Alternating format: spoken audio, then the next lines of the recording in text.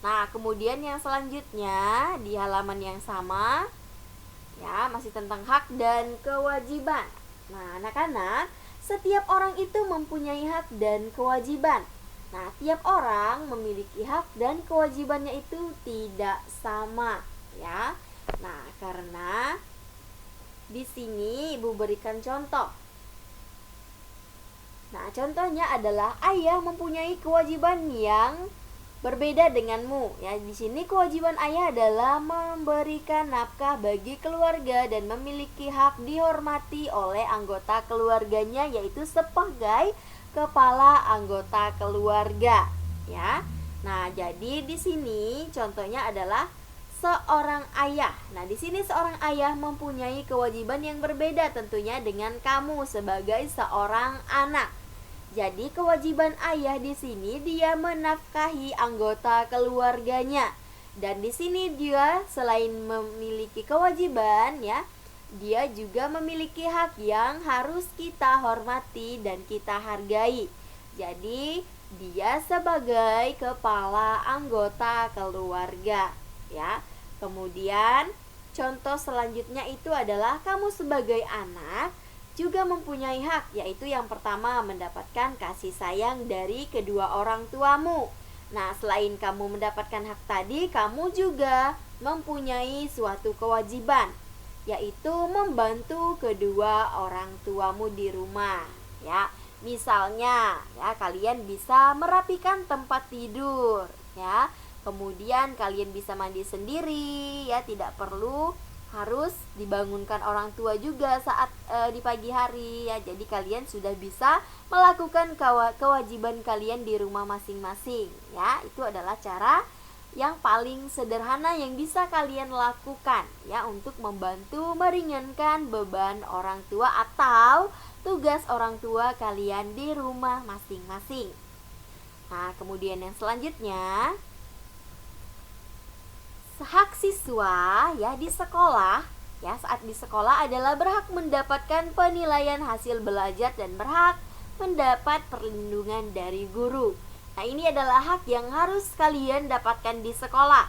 Jadi kalian berhak mendapatkan pembelajaran, kalian berhak mendapatkan hasil belajar dan penilaian. Kemudian kalian juga berhak mendapatkan perlindungan dari guru selama kalian berada di lingkungan sekolah, ya. Jadi kalian mempunyai beberapa hak, tidak hanya di rumah, ya. Kalian juga bisa dapat hak di sekolah dan di lingkungan masyarakat. Kemudian selain hak, kalian juga memiliki kewajiban sebagai seorang siswa. Nah, kewajiban kalian sebagai seorang siswa yang pertama, menaati tata tertib sekolah dan menjaga fasilitas sekolah dengan baik. Nah, ini adalah kewajiban kalian, ya. Nah, di sekolah kalian harus menaati beberapa tata tertib yang sudah dibuat. Jadi peraturan itu harus dipatuhi, bukan dilanggar, ya. Harus dijalankan. Kemudian kalian juga harus menjaga fasilitas yang diberikan oleh sekolah untuk kalian gunakan sebaik mungkin sesuai dengan kebutuhan kalian di sekolah, yaitu untuk kalian belajar, ya. Nah, itu tentang hak dan kewajiban kalian. Kemudian yang selanjutnya, nah, di buku tema kalian bisa buka halaman 91. Ya, halaman 91. Apakah yang dapat kamu lakukan untuk menghemat energi? Salah satunya adalah mengajak orang lain melakukan kampanye. Ya, di sini kita bisa menghemat energi dengan mengajak orang lain melakukan kampanye. Nah, kita akan melihat, ya, kampanye seperti apa. Nah, kamu akan melakukan kampanye kepada warga sekolah. Tujuan dari kampanye tersebut adalah mengajak mereka melakukan penghematan terhadap energi yang mereka gunakan sehari-hari. Nah, ini misalnya jika kalian masuk sekolah, anak-anak, kalian bisa melakukan kampanye, ya, bersama dengan anggota kelompok kalian, misalnya teman-teman kalian di sekolah, ya, bersama dengan warga sekolah juga. Tentunya ada murid, yaitu kalian sendiri, dan ada guru. Nah, tujuan dari kampanye ini adalah mengajak mereka untuk melakukan penghematan terhadap energi yang mereka gunakan sehari-hari.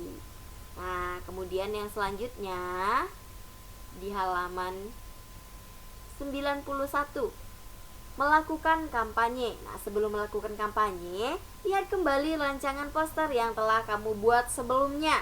Selesaikan poster tersebut sesuai dengan kriteria yang telah ditentukan dan diberikan tanda centang untuk kriteria yang sudah kamu penuhi. Ya. Nah, ini sebelum kalian mulai kampanye, lihat dulu poster yang sudah kalian buat kemarin, ya. Kemarin Ibu Guru sudah memberikan tugas membuat sebuah poster tentang menghemat energi. Nah, yang selanjutnya, perhatikan.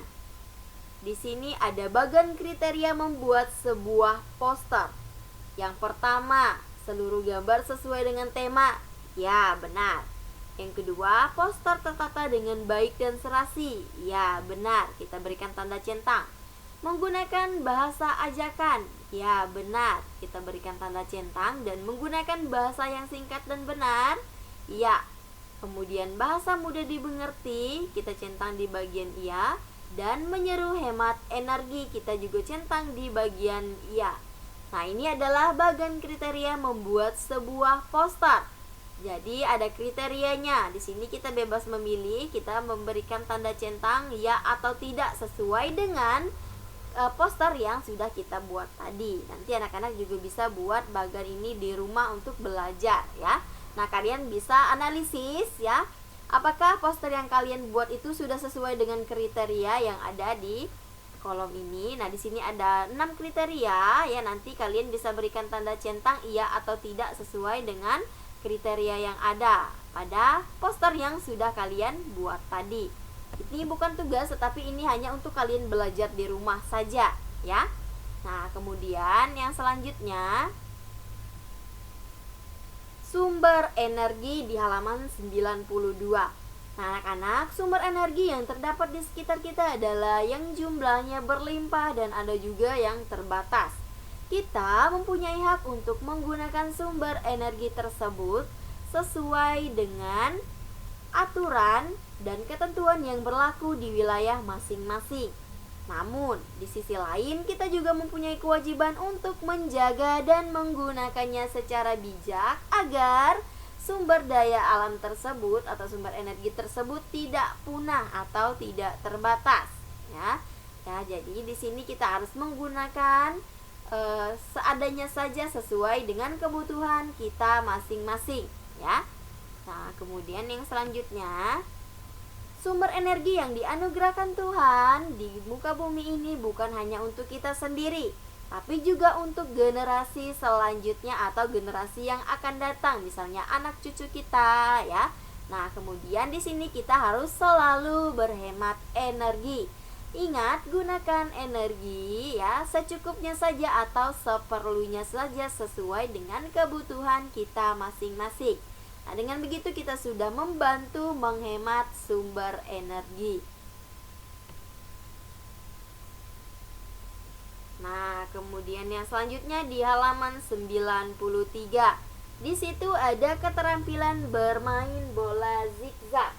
Ya, anak-anak siapa yang masih ingat? Kemarin kalian sudah melakukan permainan bola zigzag, ya.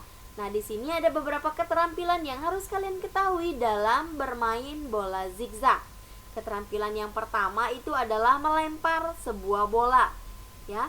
Kemudian yang kedua itu adalah menangkap bola, ya. Itu keterampilan yang harus kalian ketahui dalam bermain bola zigzag.